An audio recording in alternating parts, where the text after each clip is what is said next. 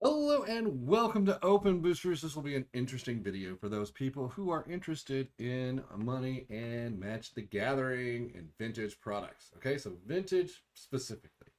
All right, because I keep getting emails all the time. Open Boosters, did you know that Arabian Nights, Beta, and Unlimited and everything's out there? They're all on eBay. You can buy it and rip it all up. Yes, indeed. We are back in the day of everything's being listed again. What? We can get alpha, we can get beta, we can get unlimited. Oh my gosh, we can even get legends for $37,000. Yes, indeed. Everything is back out there. We have products to buy, rip open, and definitely everybody in the world wants me to go out there and buy everything up, and we can have a king ding-a-ling old time. But I'm not going to do that because that's kind of ridiculous on the prices and that kind of stuff. But it does show one thing. Vintage Magic has taken a beating. And it's kind of like taking a bloodbath. Because now we're not seeing, these are usually supposed to be like backdoors deals. Like, dude, I've got this box and I want to sell it to you and it'll be a backdoor deal. It'll be kind of fun. We transact and yada yada. But seeing it online means there are less people trying to buy product in the background. That's why they're putting it out there. They're like, say, hey, are there any takers? Are there any buyers? I mean, the unlimited starter brick that's got Wicked Icarus is 25,000 more than the other one that's been sitting out there for a while. So that tells me that there's less and less buyers for the sealed product. It's probably because it's too expensive. What? Crazy. How could that be possible? But let's talk about just individual cards. All right. So let's go back to this because it's a big topic. It's a big topic. And I'm going to go into details a little bit more. So we're going to go over to our left screen here and we're going to go to PWCC. Look at Wheel of Fortune. We can't really collect data on an individual card like this because there's just not enough out there. We have a sale from 2021, and then the next sale is, well, from 2023 in March. Relatively the same price point, but this is an 8.5 and this is a 9. So, I mean, we're talking tomatoes and oranges here, and it's just not enough data. So you can't really speculate on an individual card. We have Wheel of Fortune out here in $7,500. Yes, it must be $7,500 EX. That must be the price point. But when you go down to the sold stuff, it's really not that way. So you got, well, this is inked. So let's lay it at $4,000 level back in July. That's probably still the price point for those cards, even though they list them for $7,000. But again, that's still not enough data. So we go to Moxes. Moxes actually do sell. And here we got a 2023 price for $46,000. That's $420. Yes, grade 9. But a grade 9 also sold for $27. And with a repeat sale of $27. So that means the price point has typically dropped drastically, right? You know, it could be that, you know, nobody wanted the cards, but look, 39, 37 for 10s.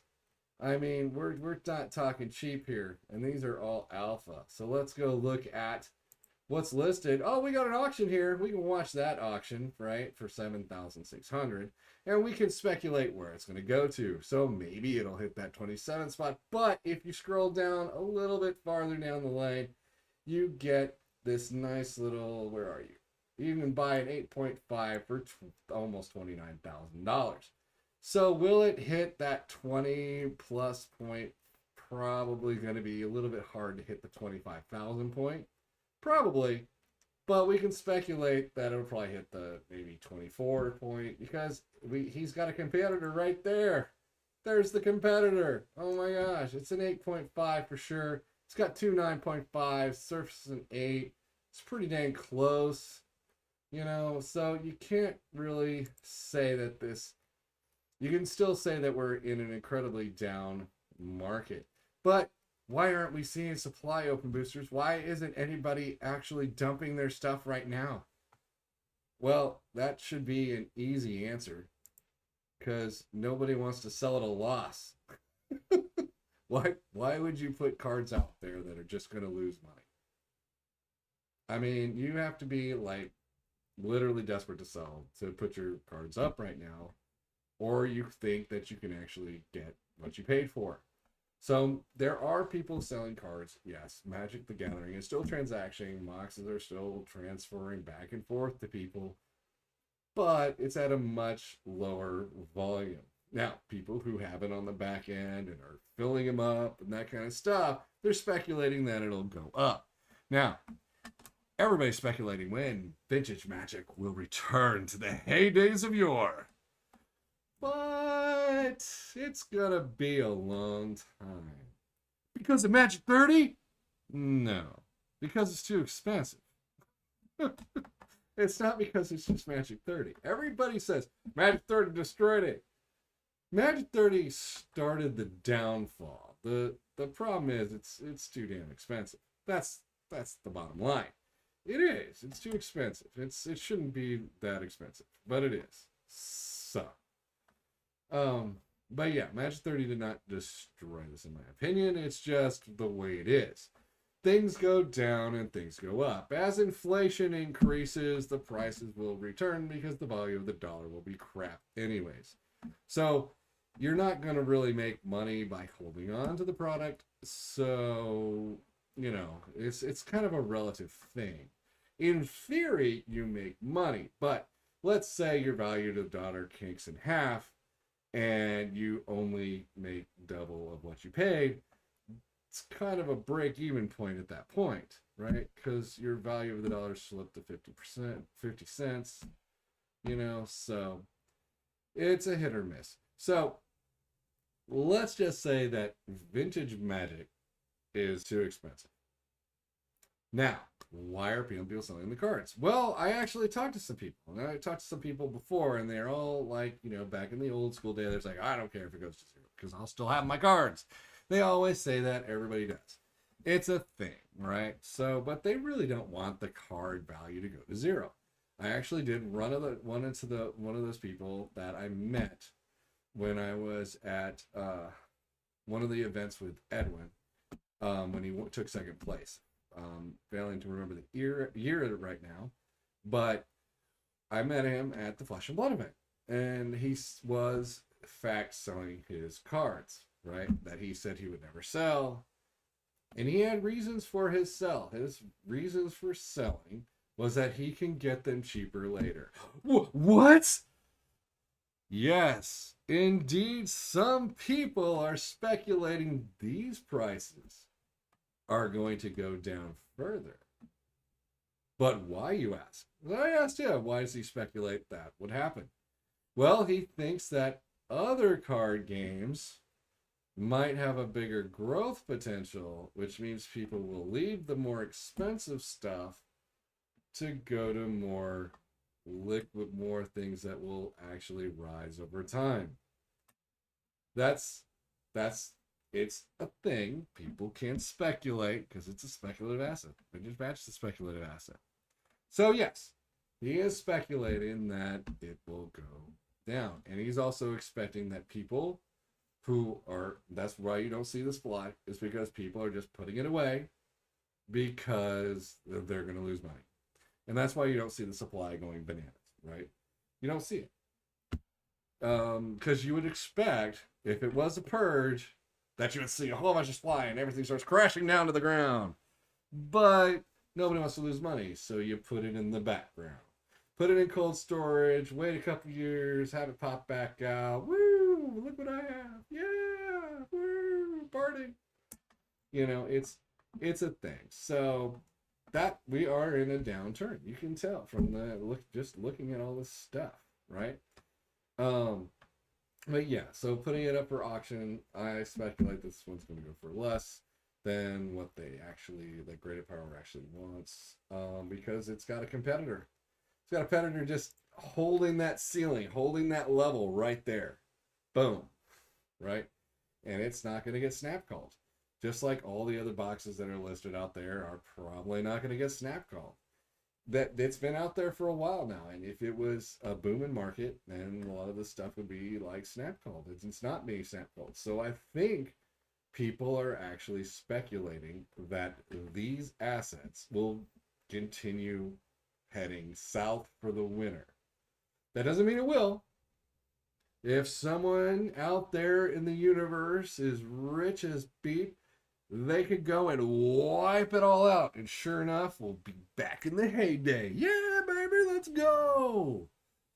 But it hasn't happened yet. No one's reached out and snapped everything out. Someone call Rudy on the bat phone. Moxes for sale. Let's go. Where's the purchases?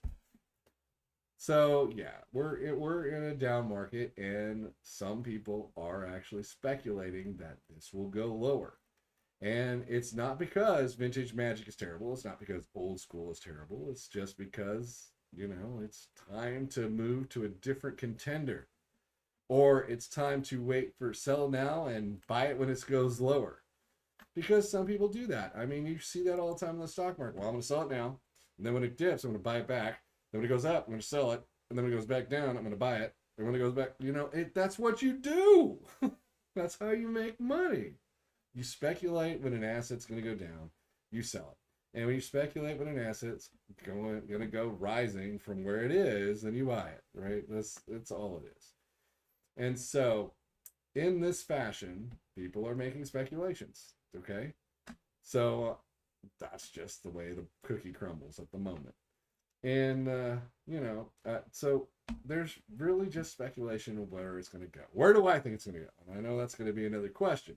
So I'm going to answer it. I expect it to actually continue to decline slowly over the next few years. And eventually, in maybe 15 years, it'll come back to the normal spot where we like to see it. However, due to the fact the dollar of the value is going to go down, it'll still be about right here. And people will say, oh, Magic is back. We're expensive again. Woo, party. But the value of the dollar will suck. That's pretty much how I expect things to go. Right? So people are liquidating their assets. And sometimes they liquidate it behind closed doors or on Facebook and that kind of stuff.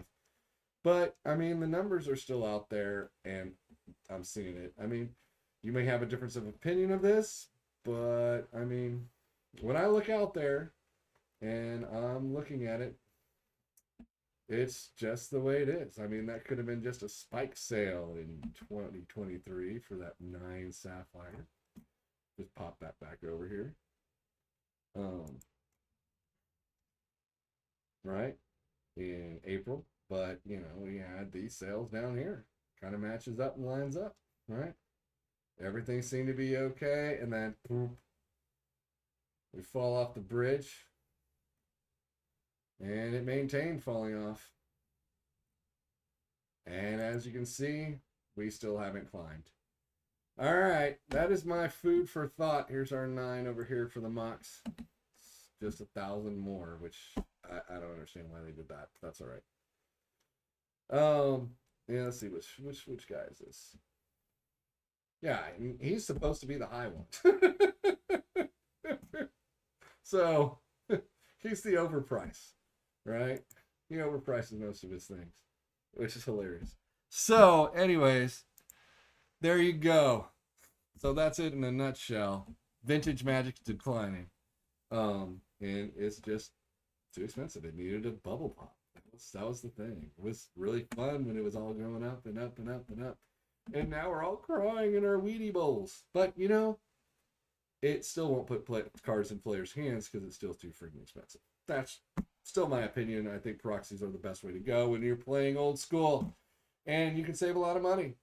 Do that instead. All right. And you can always visit the other games as well, like Flesh and Blood Sorceries coming out. I would wait for the beta if you're going to just try the game and play the game. But that's just my opinion on that. Flesh and Blood is out, so you can already try that game. Go to Open Boosters if you want to and buy some or whatever. All right. Or, it's all good. It's all happy joy. All right. Talk to y'all again real soon.